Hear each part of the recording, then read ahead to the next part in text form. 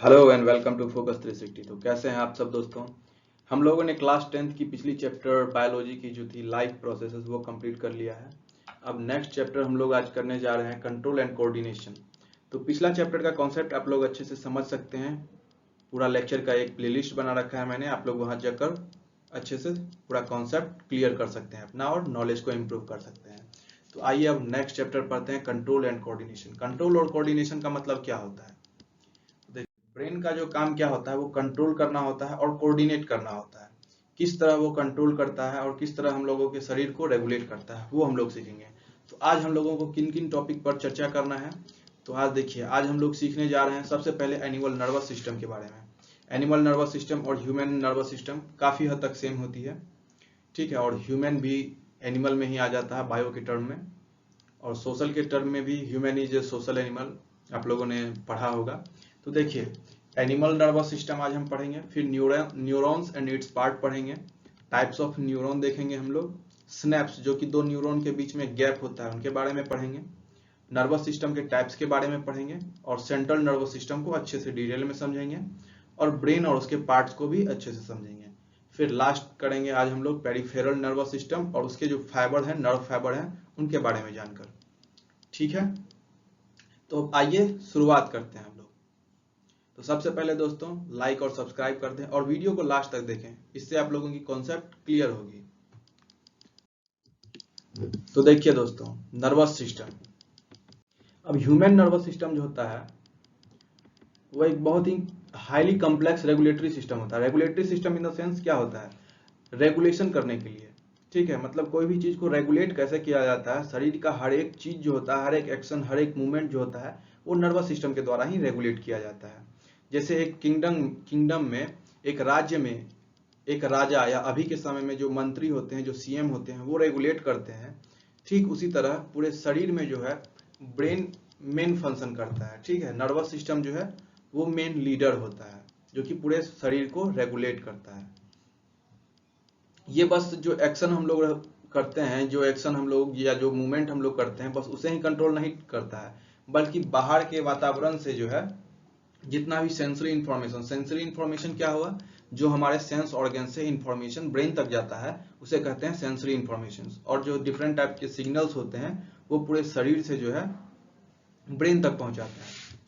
और इसमें जो है मेन स्ट्रक्चरल यूनिट और फंक्शनल यूनिट होता है न्यूरॉन्स, ठीक है। अब देखिए, neuron is the structural and functional unit of entire system. अब कोई भी पार्ट को जो बॉडी का हम लोग मूव करते हैं उसे कहते हैं मूवमेंट, और जो पूरे बॉडी को वन प्लेस से अदर प्लेस तक, एक जगह से दूसरे जगह तक जो ले जाते हैं, ठीक है, उसे कहते हैं लोकोमोशन, ठीक है। The organism undertake movement as a response to stimuli. अब स्टिमुली क्या होता है, देखिए, वैसा कोई भी कारण जिससे शरीर में कोई भी एक्टिविटी होती है उसे कहते हैं स्टिमुली। और ऑर्गेनिज्म जो है, कोई भी ऑर्गेनिज्म जो कि कोई भी मूवमेंट करता है वो एक स्टिमुली के रिस्पॉन्स में करता है। जैसे मानकर चलिए आपको कहीं चोट लगता है, ठीक है, अचानक से चोट लगा तो आप वहां हाथ देते हैं, तो आप जो हाथ दिए, वो जो मूवमेंट हुआ वो कोई एक्टिविटी के कारण हुआ, जो आपको वहां चोट लगा उससे जो दर्द हुआ उसी के कारण हुआ, ठीक है। अब एनिमल नर्वस सिस्टम या ह्यूमन नर्वस सिस्टम, ठीक, इन्हें तीन पार्ट में बांटा गया है। पहला है सेंट्रल नर्वस सिस्टम, दूसरा है पेरिफेरल नर्वस सिस्टम और तीसरा है ऑटोनोमस नर्वस सिस्टम। तो सेंट्रल नर्वस सिस्टम को आज हम डिटेल में पढ़ेंगे, बाकी पेरिफेरल नर्वस सिस्टम और ऑटोनोमस नर्वस सिस्टम अगले लेक्चर में जानेंगे। तो अब आगे हम सबसे पहले समझेंगे न्यूरॉन क्या होता है। ओके, देखिए ये जो स्ट्रक्चर है ये न्यूरॉन का स्ट्रक्चर है। ये जो रेड वाला देख रहे हैं ये है सेल बॉडी, इसे सेल बॉडी कहते हैं न्यूरॉन सेल का। और ये हो गया सोमा, सेल बॉडी को सोमा भी कहा जाता है। ये जो है साइटोन, सेल बॉडी और सोमा वगैरह, ये हो गया आपका ये रेड वाला पोर्शन।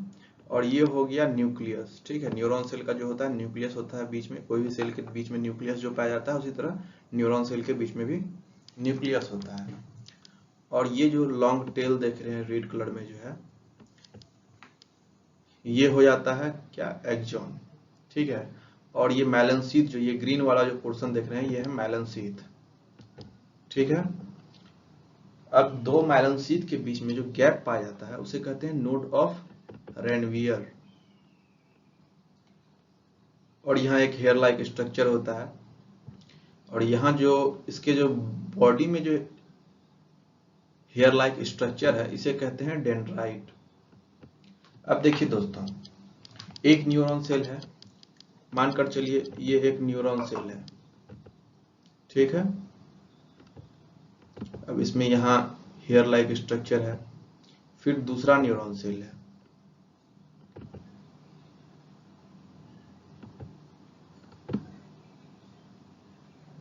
ये हेयर लाइक स्ट्रक्चर है। इस न्यूरॉन में जो इंफॉर्मेशन का ट्रांसफर होगा तो यहाँ एक गैप जो होता है उसे कहते हैं सिनेप्स, ठीक है। अब किसी भी न्यूरॉन में जो इंफॉर्मेशन ट्रांसफर होता है वो इलेक्ट्रिक इंपल्स के द्वारा होता है, ठीक है। अब जब यह इलेक्ट्रिक इंपल्स एक न्यूरॉन से ट्रांसफर होता है फिर दूसरे न्यूरॉन तक कैसे जाता है, तो यहाँ पे जो होता है ये जो सिनेप्स होता है इसमें इंफॉर्मेशन को इलेक्ट्रिक इंफॉर्मेशन से केमिकल इंफॉर्मेशन में चेंज कर दिया जाता है, फिर जिससे कि ये जो केमिकल है यहाँ से ट्रांसफर होकर यहाँ तक पहुँचता है, फिर डेंड्राइट इसे रिसीव कर अगले न्यूरॉन में भेज देता है, फिर यहाँ माइलन शीथ वगैरह जो है वो सारा प्रोसेस करके इंफॉर्मेशन का फिर अगला न्यूरॉन भेज देता है उस, और ये प्रोसेस सेम कंटिन्यूअस चलते रहता है।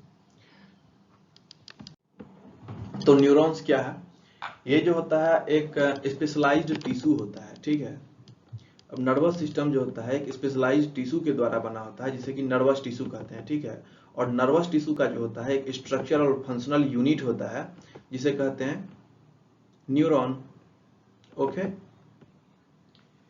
अब देखिए ये जो न्यूरॉन होता है ये रिस्पॉन्सिबल किस चीज के लिए होता है, कोऑर्डिनेशन और कंट्रोलिंग करने के लिए। किस चीज को कंट्रोल करता है और कोऑर्डिनेट करता है, एनिमल्स में जो कॉम्प्लेक्स एक्शन होता है, जो जटिल प्रक्रिया होती है उसे ये कंट्रोल करता है और कोऑर्डिनेट करता है। अब न्यूरॉन्स जो होता है ये नर्वस सिस्टम में एक स्पेशलाइज्ड सेल होता है, क्योंकि हम लोगों ने इससे पहले पिछले क्लास में हम लोगों ने पढ़ा होगा सेल का स्ट्रक्चर वगैरह। तो सेल का स्ट्रक्चर जो होता है जनरली दूसरे तरह का होता है, लेकिन नर्वस टिश्यू का जो सेल होता है वो न्यूरॉन सेल होता है। और न्यूरॉन सेल का स्ट्रक्चर ये आप लोगों को दिख रहा है, ये एक न्यूरॉन सेल का स्ट्रक्चर है। तो दोस्तों अब यहाँ नर्वस सेल जो होता है, जो न्यूरॉन है, उसे तीन पार्ट में बांटा जाता है, एक्सॉन, साइटोन या सेल बॉडी या सोमा, और माइलन शीथ। तो अब एक्सॉन, सेल बॉडी और माइलन शीथ को समझते हैं हम लोग आगे। ये देखिए ये एक न्यूरॉन है, ठीक। न्यूरॉन का दो पिक मैंने लगाया है, एक में जो है माइलन शीथ हटा दिया है और एक में माइलन शीथ लगा हुआ है, ठीक है। वैसे न्यूरॉन दो तरह का ही होता है, न्यूरॉन का स्ट्रक्चर एक अनमाइलन जिसमें माइलन शीथ नहीं होता है वो होता है, और एक माइलन शीथ होता है, ठीक है। तो अब देखिए होता क्या है ना, ये जो एक्सॉन है इसे ये जो टेल लाइक स्ट्रक्चर है इसे कहते हैं एक्सॉन। इंफॉर्मेशन एक इलेक्ट्रिक सिग्नल के थ्रू पास होता है और यहाँ पे जाकर सिनेप्स गैप में केमिकल फॉर्म में आ जाता है, ठीक है।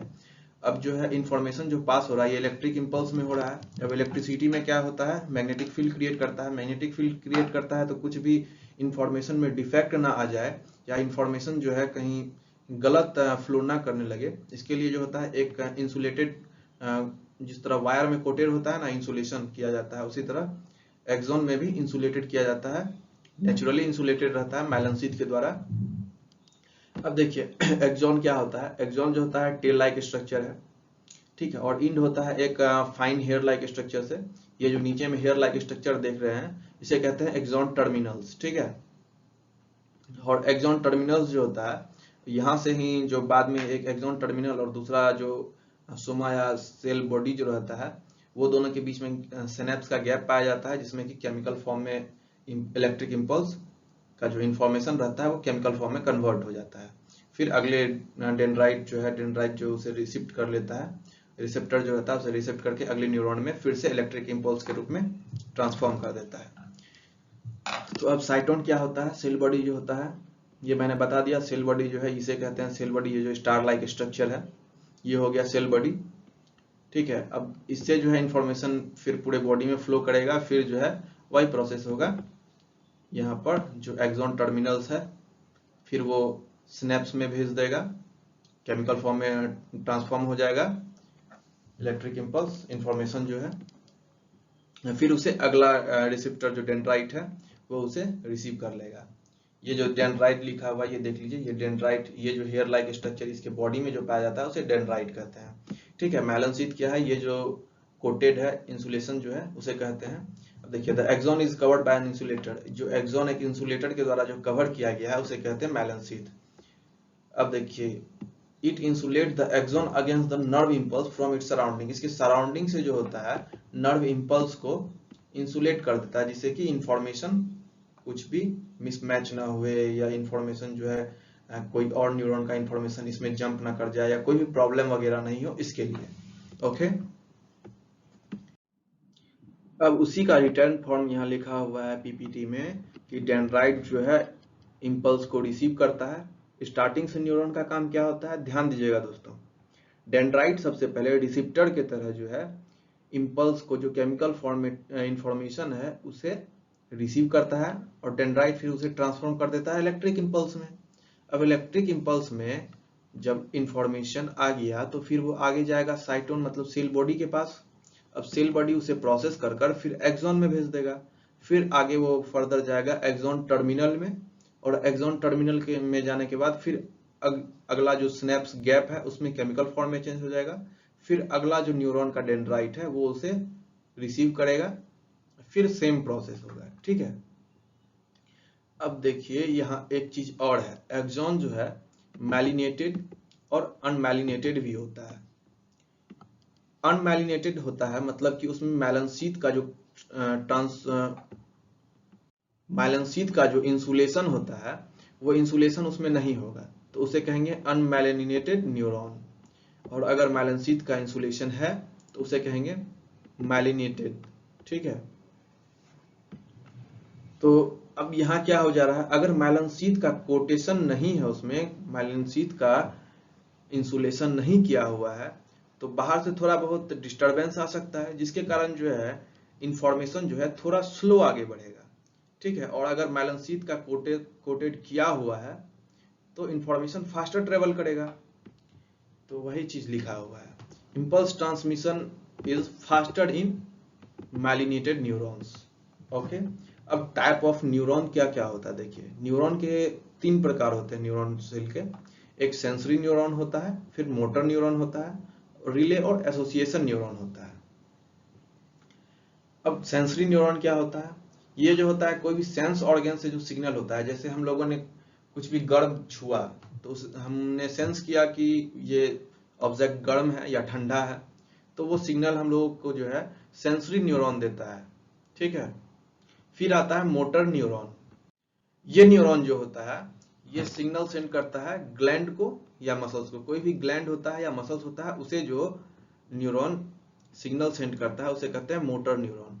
अब ग्लैंड है यहाँ, तो एक और चीज बताता हूं दोस्तों, ग्लैंड का सबसे जो होता है मास्टर ग्लैंड होता है, मतलब कि कोई भी ग्लैंड अगर फंक्शन नहीं कर रहा है प्रॉपरली तो उसके जगह पर या उसे फंक्शन करने के लिए कौन सा ग्लैंड बोलता है कि हाँ भाई तुम्हारा फंक्शन सही से नहीं चल रहा है तो तुम फंक्शन करो, तो उसे कहते हैं मास्टर ग्लैंड, वो होता है पिट्यूटरी ग्लैंड। ठीक है, अब रिले और एसोसिएशन न्यूरॉन क्या है, ये देखिए, ये न्यूरॉन का काम होता है कि मोटर न्यूरॉन और सेंसरी न्यूरॉन ये दोनों के बीच में जो है इंफॉर्मेशन का जो शेयरिंग होगा वो होगा रिले और एसोसिएशन न्यूरॉन के द्वारा। Okay, and the next is synapse gap, जो मैंने बताया है। ये देखिए, ये एक न्यूरॉन हो गया, एक न्यूरॉन टर्मिनल है, उसका जो हेयर लाइक स्ट्रक्चर हो रहा है, और ये एक डेंड्राइट है, ये डेंड्राइट है, ये एक्सॉन टर्मिनल का हेयर लाइक स्ट्रक्चर। ओके, अब ये दोनों के बीच में जो गैप है, यहाँ पर जो इलेक्ट्रिक इंपल्स है उसे केमिकल में चेंज कर दिया जाता है, फिर अगला डेंड्राइट तक जाता है जो कि रिसीव करता है। तो देखिए, synapse is a small gap between two adjacent neurons. Okay, अब दूसरे भाषा में इसे डिटेल में इस तरह समझा जा सकता है, it is a point of contact between terminal branches of the axon of one neuron with the dendrite of another neuron. Between the neurons, synapse gap convert the electric signals into chemical that can cross over the gap between the axon and dendrite. वही चीज है जो मैंने समझाया, information electric impulse जो है उसे synapse में जो है वो केमिकल फॉर्म में चेंज हो रहा है, फिर डेंड्राइट उसे रिसीव कर ले रहा है। अब केमिकल मैसेज जो है पास्ट हो जाता है दूसरे न्यूरॉन तक और कन्वर्ट बैक क्या कर दिया जाता है इलेक्ट्रिक सिग्नल में, उसे फिर से बदल दिया जाता है इलेक्ट्रिक सिग्नल में, जिससे कि अगला न्यूरॉन उसके साथ फंक्शन कर पाए, उसे इंटरप्रेट कर पाए। अब देखिए एक और चीज क्या होता है, ये इलेक्ट्रिक इम्पल्स जो है न्यूरॉन सेल से अदर ग्लैंड और मसल सेल तक भी जाने के लिए सिनेप्स गैप अलॉट करता है। अब जरूरी नहीं है कि ये जो सिनेप्स गैप है ये दो न्यूरॉन के बीच में ही हो, अगर ये न्यूरॉन जो है इसे इंफॉर्मेशन पहुंचाना है किसी ग्लैंड तक और अब आगे जो है न्यूरॉन नहीं है, न्यूरॉन सेल नहीं है, कोई ग्लैंड है, तो वहां भी सिनेप्स गैप वही काम करेगा। ये केमिकल में ट्रांसफॉर्म कर दिया, ट्रांसफॉर्म करने के बाद अगर न्यूरॉन नहीं है, दूसरा कोई ग्लैंड या मसल सेल्स है जो कि केमिकल फॉर्म में ही इंफॉर्मेशन को समझेगा, तो वहां तक चले जाता है, फिर काम इस तरह होता है। ओके, अब देखिए सीपीए नर्वस सिस्टम। सीपीए का मतलब है central nervous system, peripheral nervous system और ऑटोनोमस नर्वस सिस्टम। तो ये याद रखिएगा CPA nervous system short form में, जिससे कि आपको सेंट्रल, पेरिफेरल और ऑटोनोमस तीनों याद रहे। सेंट्रल नर्वस सिस्टम क्या है, ये जो होता है ब्रेन को और न्यूरॉन्स को कंसिस्ट करता है, ठीक है। सेंट्रल नर्वस सिस्टम में ब्रेन और न्यूरॉन्स पाया जाता है, ठीक है। ये इसका लोकेशन कहाँ होता है, हेड में ब्रेन। ब्रेन कहाँ होता है, हेड में होता है, सब किसी को पता है। और ये पूरा बैक तक जाता है नर्वस सिस्टम जो इसका आता है, जो स्पाइनल कोड वगैरह है। इसके बाद आता है पेरिफेरल नर्वस सिस्टम। ये जो होता है नर्व्स जो कि सेंट्रल नर्वस सिस्टम से पूरे शरीर तक जाता है, मतलब सेंट्रल नर्वस सिस्टम से पूरे शरीर तक कहाँ जाता है, स्पाइनल कोड से जुड़ा रहता है पूरे बॉडी का। इसके बाद फिर आ जाता है ऑटोनोमस नर्वस सिस्टम। ये क्या करता है, देखिए it consist of sympathetic and parasympathetic nerves, ठीक है। तो अब सिंपैथिक एंड पारासिम्पैथिक क्या है ये पढ़ेंगे अगले लेक्चर में, डिटेल में पढ़ेंगे। तो अब इसके बाद क्या है दोस्तों, इसके बाद हम लोग पढ़ेंगे सेंट्रल नर्वस सिस्टम को डिटेल में। तो सेंट्रल नर्वस सिस्टम क्या होता है बता दिया मैंने, ये ब्रेन को कंसिस्ट कर रहा है, स्पाइनल कोड को कंसिस्ट कर रहा है। ब्रेन क्या है, सभी को पता है, ब्रेन दिमाग को कहते हैं, ब्रेन का हिंदी है। जितना भी इंटेलिजेंस वगैरह है हर एक चीज ब्रेन से किया जाता है, याद जो करते हैं वो भी ब्रेन में यहाँ ही स्टोर होता है।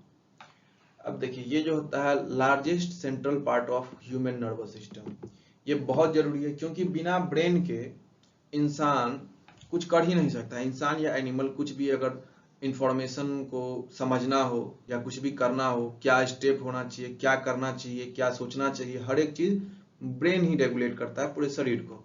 तो ये जो होता है सबसे ज्यादा महत्वपूर्ण और सबसे ज्यादा लार्जेस्ट एंड सेंट्रल पार्ट होता है ह्यूमन नर्वस सिस्टम का, ठीक है। अब जो ब्रेन होता है वही कोई भी सिग्नल वगैरह आता है उसे प्रोसेस करता है, रिसीव करता है, या फिर इमोशंस जो होता है, इंटेलिजेंस, जैसे कोई भी बहुत ज़्यादा जल्दी कुछ भी प्रोसेस कर लेता है, कोई भी काम वगैरह होता है तो बहुत जल्दी प्रोसेस करके, जैसे मैथ वगैरह बनाना होता है, कुछ भी सॉल्यूशन करना होता है, तो वो सब इंटेलिजेंस में आ गया। वो सब प्रोसेस जितना भी होता है वो ब्रेन का ही काम होता है। और इमोशंस जो आता है वो ब्रेन का ही काम होता है कि वहां से ही इमोशन आता है। स्पाइनल कोड क्या होता है, ये जो होता है इंफॉर्मेशन जो होता है ब्रेन का शरीर तक और शरीर का ब्रेन तक और ब्रेन का ब्रेन तक भी, ये स्पाइनल कोड का ही काम है, ये इंफॉर्मेशन का ट्रांसफर करता है, ठीक है। The spinal cord helps in transfer of brain to and from the brain, okay. अब ब्रेन का जो है 3 पार्ट होता है, forebrain, midbrain and hindbrain, okay. अब फोर ब्रेन, मिड ब्रेन और हाइंड ब्रेन क्या होता है वो देखते हैं दोस्तों। फोर ब्रेन जो है interior most part of the brain है, जो कि सेरिब्रम, हाइपोथैलेमस एंड थैलेमस को कंटेन करता है। सेरिब्रम आगे मैं डिटेल में पढ़ाऊंगा। और हाइपोथैलेमस और थैलेमस क्या होता है, देखिए थैलेमस जो है ना वो रेगुलेट करता है, ठीक है, जो हम लोग सोते हैं या कमजोरी वगैरह जो महसूस करते हैं उसे रेगुलेट करता है। और हाइपोथैलेमस क्या होता है, ये बॉडी टेम्परेचर को, भूख जो लगता है उसे, और मेटाबॉलिक प्रोसेस जो होता है उसे रेगुलेट करता है। मिड ब्रेन क्या होता है, ये स्मॉलर और सेंट्रल पार्ट होता है ह्यूमन ब्रेन का, midbrain. Okay, hindbrain क्या है? It is central region of the brain which is made of cerebellum, medulla and pons. तो सेरिबेलम, मेडुला एंड पॉन्स क्या है वो आगे हम लोग डिस्कस करेंगे। ओके, स्पाइनल कोड क्या है? देखिए, हमारे ब्रेन के बाद यहां तक ब्रेन है, फोर ब्रेन, मिड ब्रेन और हाइंड ब्रेन। इसके बाद यहां से जो होता है स्पाइनल कोड जो है, पूरा जो बैकबोन होता है उसे स्पाइन भी कहा जाता है, और उसी के अंदर जो है एक नर्व का इलास्टिक टिश्यू रहता है, उसे कहते हैं स्पाइनल कोड। ओके, ये सिलेंड्रिकल बंच ऑफ नर्व्स है जो कि स्पाइन के द्वारा, स्पाइन जो हड्डी रहता है ना स्पाइनल कोड का या बैकबोन का, वो प्रोटेक्ट करता है उन नर्व्स को ही, ठीक है, और खड़ा होने में भी हम लोग के बॉडी के स्ट्रक्चर को भी मेंटेन करके रखता है। स्पाइन क्या करता है? ये पूरे शरीर के हर एक पार्ट को जो है ह्यूमन ब्रेन से कनेक्ट करता है, जिससे कि इंफॉर्मेशन ब्रेन तक पहुंच पाए। Okay, it start in continuation with the medulla and x tends toward downward direction.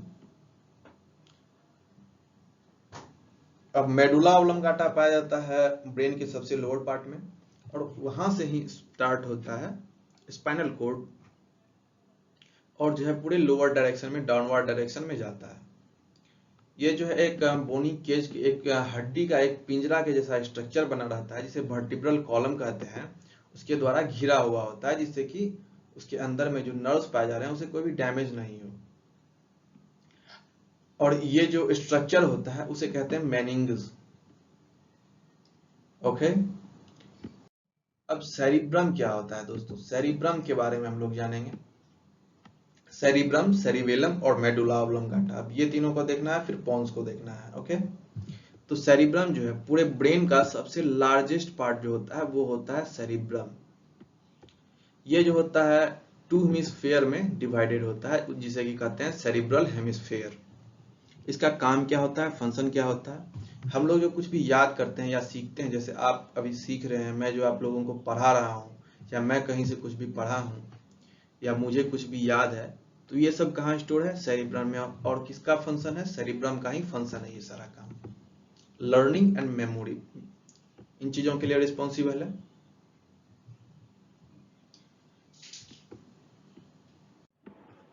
दूसरा क्या है? ये वैसी स्थल है जिसमें जैसे हम लोग कुछ भी छूते वगैरह है, ठीक है, तो जो सेंसेशन सब वगैरह होता है वो सब इसी के कारण होता है। तीसरा चीज क्या है? सबसे मेन चीज आप याद रखिएगा, वॉलेंट्री मोटर एक्शंस, ठीक है। तो देखिए, ये जो है वॉलेंट्री मोटर एक्शंस को कंट्रोल करता है। मतलब क्या? वॉलेंट्री एक्शंस क्या हुआ?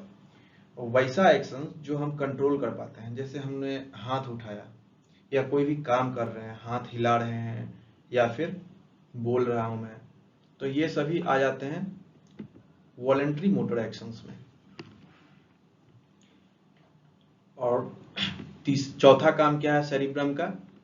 ये emotions, logic, reasoning, visual processing, speech, auditory and taste stimuli, recognization वगैरह के लिए यही रिस्पॉन्सिबल होता है। अब इमोशंस जो आ रहे हैं, अब लॉजिक है, कुछ भी रीजनिंग जो हम बना रहे हैं, कुछ भी इंटेलिजेंस से जो सॉल्व कर रहे हैं, हर एक चीज जो आता है, कुछ भी देख रहे हैं, बोल रहे हैं, या टेस्ट वगैरह जो कर रहे हैं, कि टेस्ट को रिकॉग्नाइज कर रहे हैं, खट्टा है, मीठा है, तीखा है, ये सारा चीज जो हो रहा है रिकॉग्नाइज कौन कर रहा है? सेरिब्रम। सेरिब्रम के बाद आता है दोस्तों सेरिबेलम। सेरिबेलम ये जो है सेरिब्रम के नीचे और ब्रेन के पिछले हिस्से में पाया जाता है, सॉरी। अब देखिए, सेरिबेलम जो है वो motor functions of the brain को कवर करता है, कोऑर्डिनेट करता है। अब फंक्शंस क्या है? जैसे पोस्चर और बैलेंस, हम लोग जैसे खड़ा हो रहे हैं, चल रहे हैं, बैठ रहे हैं, या कुछ भी कर रहे हैं, तो वो सारा चीज कंट्रोल करता है सेरिबेलम। और जो स्वैच्छिक कार्य होता है, जो खुद के मर्जी से जो काम कर रहे हैं, वैसा वॉलेंट्री एक्शंस, उसे कंट्रोल करता है। Cerebellum is responsible for managing control and coordination, posture and balance in the body। वही चीज मैंने बताया, जो सेरिबेलम जो है ना, वो रिस्पॉन्सिबल होता है पोस्चर के लिए, बैलेंस का बॉडी के लिए, और जो है ये कंट्रोल एंड कोऑर्डिनेशन को मेंटेन करके रखता है, मैनेज करके रखता है। और चौथा चीज क्या है, pons varolii manage the signals of the hindbrain to the forebrain. अब ब्रेन का पोन्स जो होता है वो मैनेज करता है जो कि हाइंड ब्रेन से फोर ब्रेन तक जो सिग्नल जा रहा है उसे मैनेज करता है। और मेडुला ऑब्लंगाटा को देख लेते हैं, फिर पोन्स का कार्य जो काम है उसका वो फिर से एक बार हम लोग डिस्कस कर लेंगे तो अच्छे से कॉन्सेप्ट क्लियर हो जाएगा। ओके, मेडुला इसका पूरा नाम होता है मेडुला ऑब्लंगाटा। ये जो होता है सबसे पहले इसमें जान लीजिए, मेडुला ऑब्लंगाटा जो होता है इनवॉलेंट्री मूवमेंट्स को, इनवॉलेंट्री एक्शंस जो है उसे कंट्रोल करता है, जैसे कि heartbeat, respiration, blood pressure वगैरह सब जो कि हमारे कंट्रोल में नहीं है, वैसा वर्क जो होता है, वैसा मूवमेंट जो होता है वो होता है इनवॉलेंट्री मूवमेंट्स। ओके, अब देखिए, the medulla consist of the brain steam along with the pons and it lies at the back of the brain and extends up to the spinal cord. Medulla also controls involuntary functions of the body like heartbeat, respiration, etc. अब medulla जो है वो पोन्स, medulla के just साथ में ही जो होता है पोन्स पाया जाता है जो कि ब्रेन के सबसे निचले हिस्से में पीछे पाया जाता है, यहाँ पर, जहाँ के बाद स्पाइनल कोड शुरू होता है। ओके, और ये जो है पूरा स्पाइनल कोड तक एक्सटेंड करता है। ये जो है इनवॉलेंट्री फंक्शंस को कोऑर्डिनेट करता है, कंट्रोल करता है। और मेडुला ऑब्लंगाटा जो है स्पाइनल कोड से आगे वर्टिब्रल कॉलम तक रेगुलेट करता है। ठीक है, medulla oblongata continues to the spinal cord that runs across the vertebral column of the regulate reflex action. Reflex action भी अगले टॉपिक में पढ़ेंगे, अगले लेक्चर में पढ़ेंगे। इस लेक्चर में तो मैं कवर नहीं कर पाया हूँ क्योंकि लेक्चर बहुत लेंथी हो जाती। तो मेडुला ऑब्लंगाटा जो है वो स्पाइनल कोड से आगे बढ़ता है। ठीक है, स्पाइनल कोड मतलब मेडुला ऑब्लंगाटा के बाद स्पाइनल कोड चालू होता है और जो है पूरे वर्टिब्रल कॉलम तक जाता है और जो है रिफ्लेक्स एक्शन को मेडुला ऑब्लंगाटा ही रेगुलेट करता है। मेडुला ऑब्लंगाटा के बाद है पोन्स।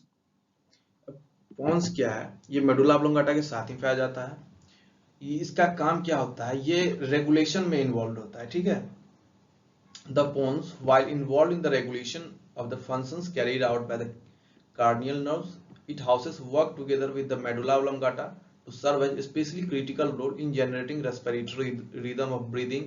Active functioning of pons may also be fundamental to rapid eye movement or REM sleep.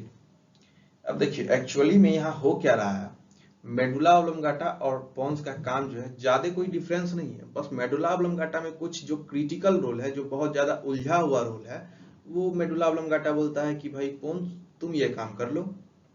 ठीक है, जैसे एक एडवर्टीजमेंट आई है ना, ये तुम कर लो, मैं ड्रीम 11 पे टीम बना लेता हूँ, बस उसी तरह मेडुला ऑब्लंगाटा क्या कहता है, पोन्स को बोल देता है कि ये काम तुम देख लो। अब जैसे क्रिटिकल रोल कैसे होता है, कैसा होता है, जैसे कि रिस्पिरेशन का जो सांस लेने का हम लोग का रिदम है वो उसे मेंटेन करता है, उसे कंट्रोल करता है। फिर जाके हम लोग जो आंख को बंद करते हैं, खोलते हैं, या फिर सोने के टाइम में जो आंख बंद रहता है, ठीक है, उसे रेगुलेट करता है। तो ये सब फंक्शन होता है पोन्स का। ओके, इसके बाद आ जाता है दोस्तों peripheral nervous system. Central nervous system का जो टॉपिक था वो वहीं खत्म होता है। अब नेक्स्ट है peripheral nervous system. Peripheral nervous system क्या है दोस्तों, अब देखिए इसका काम क्या होता है, इसमें जो नर्व सिस्टम होता है ये वैसा नर्व सिस्टम को कंटेन करता है, वैसा नर्व्स को कंटेन करता है जो कि कंटिन्यू होता है सेंट्रल नर्व सिस्टम से और पूरे बॉडी को जो है जोड़ता है सेंट्रल नर्व सिस्टम से। ठीक है, it is the lateral most part of the human nervous system which helps in connecting different parts of the body with central nervous system. तो वैसा नर्वस सिस्टम, ठीक है, पेरिफेरल नर्वस सिस्टम क्या होता है समझिएगा ध्यान से दोस्तों। नर्वस सिस्टम क्या होता है हम लोग जान गए, पूरे नर्व्स का जो सिस्टम होता है उसे नर्वस सिस्टम कह दिए। अब वैसा नर्वस सिस्टम जो कि सेंट्रल नर्वस सिस्टम को बॉडी के हर एक पार्ट से जोड़ रहा है उसे कह रहे हैं हम लोग पेरिफेरल नर्वस सिस्टम। ओके, तो पेरिफेरल नर्वस सिस्टम जो होता है उसका नर्व्स ओरिजिनेट होता है ब्रेन से और स्पाइनल कोड से, और जो ह्यूमन बॉडी में होता है 12 corneal nerves and 31 spinal nerves. ठीक, ये कंटेन करता है ह्यूमन बॉडी में, और ये जो 12 कार्नियल नर्व्स है और 31 स्पाइनल नर्व्स है, कार्नियल नर्व्स जो कि सीधे ब्रेन से निकला है और स्पाइनल नर्व्स जो कि स्पाइनल कोड से निकला है, तो ये दोनों नर्व्स जो है ये है पेरिफेरल नर्वस सिस्टम, और पेरिफेरल नर्वस सिस्टम का जो होता है 2 पार्ट्स होता है, ठीक है। 2 types of peripheral nerve fibre, afferent nerve fibres, efferent nerve fibres. अब एफरेंट नर्व फाइबर्स क्या है? एफरेंट नर्व फाइबर्स जो होता है, देखिए, afferent nerve fibres are the axons, मतलब ये एक नर्व फाइबर है जो कि सेंसरी नर्व से इंफॉर्मेशन लेके सेंसरी रिसेप्टर तक पहुंचाता है, ठीक है। जैसे देखिए ये एक एफरेंट नर्व्स है, ये एफरेंट नर्व्स का काम क्या हो रहा है, ये इम्पल्स का मतलब जो इंफॉर्मेशन इम्पल्स के फॉर्म में आ रहा है उसे पेरिफेरी के टुवर्ड्स, मतलब पेरिफेरी नर्वस सिस्टम के से ले करके सेंट्रल नर्वस सिस्टम तक पहुंचा दे रहा है, ठीक है। तो जो पेरिफेरी नर्वस सिस्टम में काम कर रहा है नर्वस सिस्टम, उसमें जो नर्व फाइबर्स होता है उसमें एफरेंट और इफरेंट होता है। तो एफरेंट में क्या होता है, ये सेंसरी ऑर्गन से स्पाइनल कॉर्ड तक पहुंचा देता है इंफॉर्मेशन। तो वो वैसा जो नर्व फाइबर्स होता है उसे कहते हैं एफरेंट और इफरेंट। यहाँ देखिए अच्छे से, ये एक सेंस ऑर्गन्स हो गया, स्किन हमारा सेंस ऑर्गन्स है। अब यहाँ से इंफॉर्मेशन लेकर स्पाइनल कॉर्ड तक जो पहुंचाता है जो नर्व, उसे कहते हैं afferent nerve system, nerve fibres. और जो स्पाइनल कॉर्ड से इंफॉर्मेशन लेकर फिर मसल्स या कोई ग्लैंड्स वगैरह तक पहुंचाता है उसे कहते हैं इफेरेंट नर्व सिस्टम। ओके, तो यहाँ हमारा कॉन्सेप्ट क्लियर है।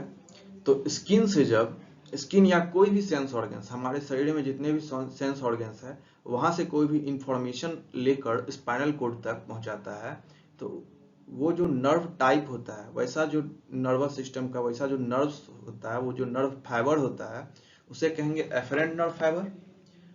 और वैसा नर्व फाइबर जो कि स्पाइनल कॉर्ड से इंफॉर्मेशन ले करके फिर मसल्स, कोई भी ग्लैंड या ऑर्गन तक पहुंचाता है, उसे कहेंगे इफेरेंट नर्व्स। ओके, तो वही चीज लिखा हुआ है, these are motor neurons carrying the neural impulse away from the central nervous system and towards muscle to cause movement. Efferent neurons send signal from the brain to the muscles, glands and organs of the body in response to sensory input.